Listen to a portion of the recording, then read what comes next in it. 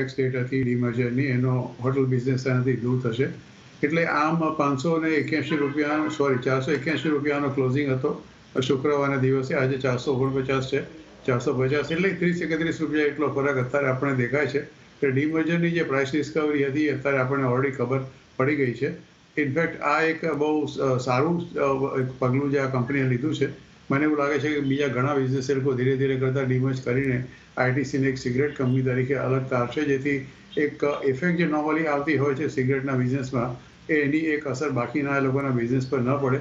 કારણ કે એગ્રો પ્રોડક્ટ્સની અંદર પણ આ કંપની બહુ સક્રિય છે, એટલે એમાં પણ કદાચ ભવિષ્યમાં વિચારે તો બિલકુલ નવાય નહીં.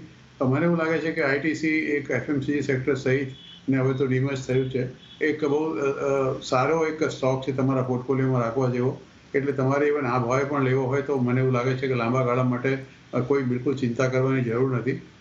તમે જો પ્રી ડીમર્જર જુઓ તો એનો જે 52 વીક લો છે એ લગભગ 400 રૂપિયાની આસપાસ હતો.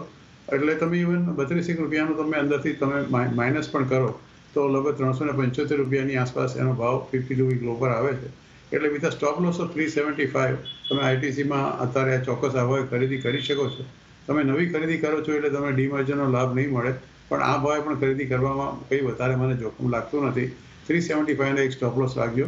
અડાની પોર્ટ્સનો જ્યાં સુધી સવાલ છે, 1175 રૂપિયાનો ભાવ છે. આજે 25-27 રૂપિયા નીચે તરફ ચાલે છે. ઓલ ટાઈમ હાઈ તેનો 1621 ગયો હતો. આ કંપની એક એવી છે કે પોતે બહુ સ્ટ્રેટેજિક એક્સપાન્શન વર્ટિકલ અને હોરિઝોન્ટલ કરી રહી છે. એક તબક્કેનો ભાવ 1600-1700 રૂપિયાની આસપાસ હતો, અને કંપની જે રીતે નવું એક્વિઝિશન અને જેવું પોતાના લોજિસ્ટિક જે પોતાના કેલ્ક્યુલેશન કરે છે એ જોતાં મને એવું લાગે છે કે આ શેરમાં પણ તમે ચોક્કસ રોકાણ કરી શકો છો. છેલ્લા 3 મહિનામાં 17-18% જેટલું કરેક્શન્સ આ શેરમાં આવ્યું છે, પણ 3 વર્ષમાં કંપનીએ લગભગ એટ એન એવરેજ 20% જેટલું રિટર્ન આપ્યું છે. એટલે Adani port also is a good share two invest. 1000 રૂપિયાનો એનો 52 વીક લો છે, અત્યારે 1172-73 આસપાસ ભાવ ચાલે છે. એટલે with a stop loss of 1050 rupees you can by Adani ports also for a long term.